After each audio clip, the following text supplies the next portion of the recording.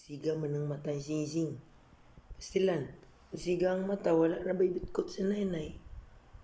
Nya to step bed mo ka na. Pag muuna ni mo dool na ko, malisang ko, kuratan ko. Kay talagsar ba ni mo kaon? Di ba ni mo kaon og udto? Pero kung imo ihatag lechon manok, Jollibee, inihaw, naispanda man mo kaon sing. Atay, itlog, hotdog, ang mukhaon siya. Atong bread, gamay na lang. Hinay ba na? Ugma pa tagaag bread. Saon man na nato. Nahimo na lang si Nenay Sudas. Nagkahit man na itong sudas, niya pa man na maluto. Dog food na lang. Ha? Dog food? Napapadog food si Sising.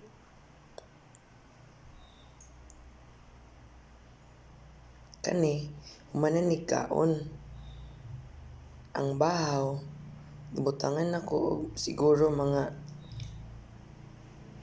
ang kadako lang sa atay is parang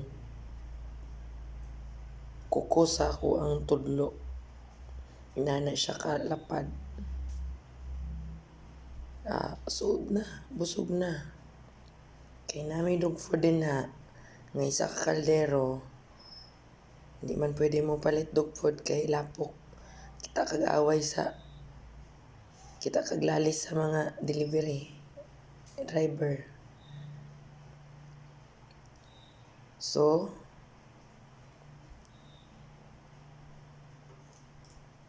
ang dog food nga nabilin nga sa kakaldero, good for sa mga mulili sa bakod, mulili sa portahan sa bakod.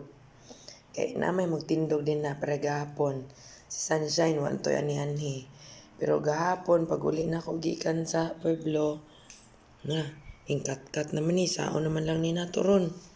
Pastilan, o kaniyo. Kaon man. Bihigod, pero gibutang. Mamising na, tatanaw rin na, mamising na.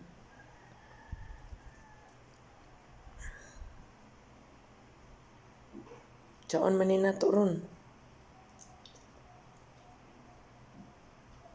Tsaon man ni.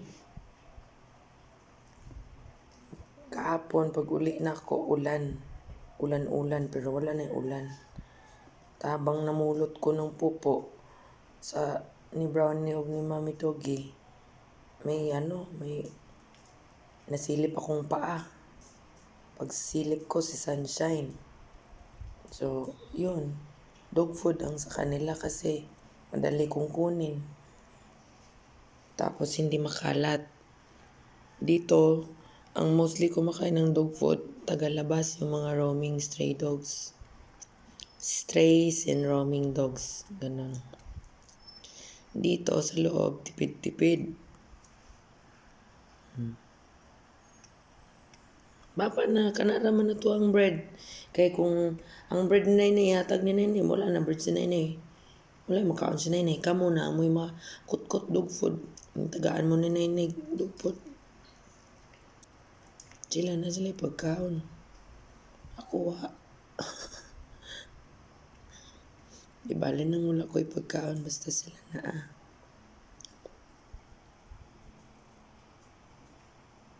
Pogi ni baboy yun.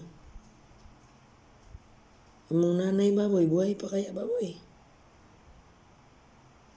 Tang, laway na, matulo na ron. Patay na, kita ko laway des boss.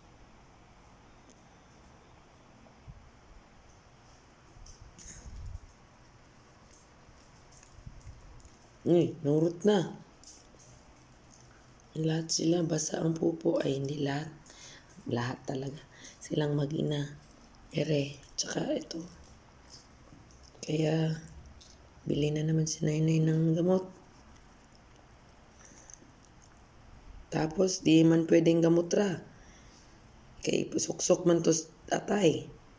So, ang atay nga gipalit ni Nainay gahapon, naada ito'y paggamitan. Alay ito paggamitan ng atay. Imbis ang atay, sudan ako ginyo ha.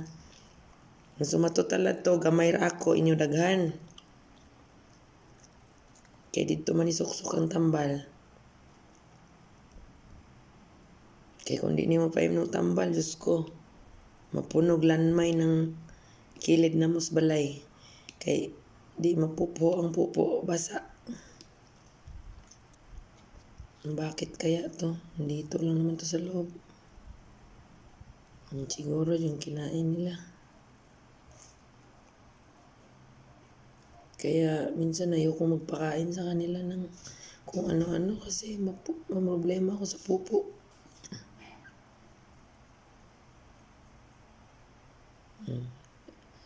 Ayan na, nandyan pa yung bread.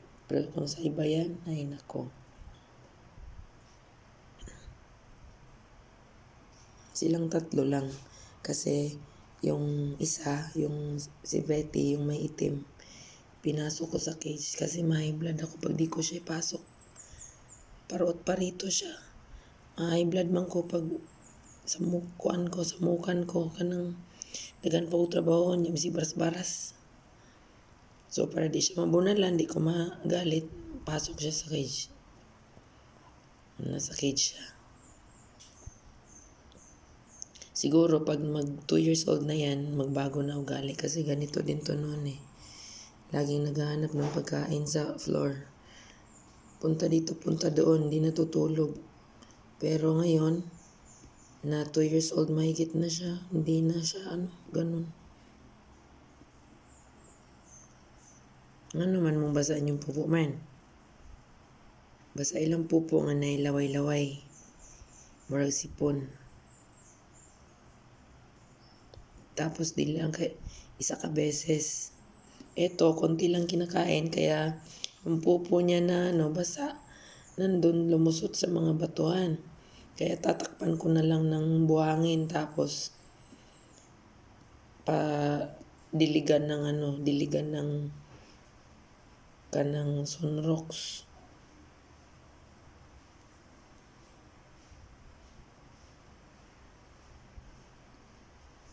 Ito, madami talaga. Kasi kumakain siyang madami eh.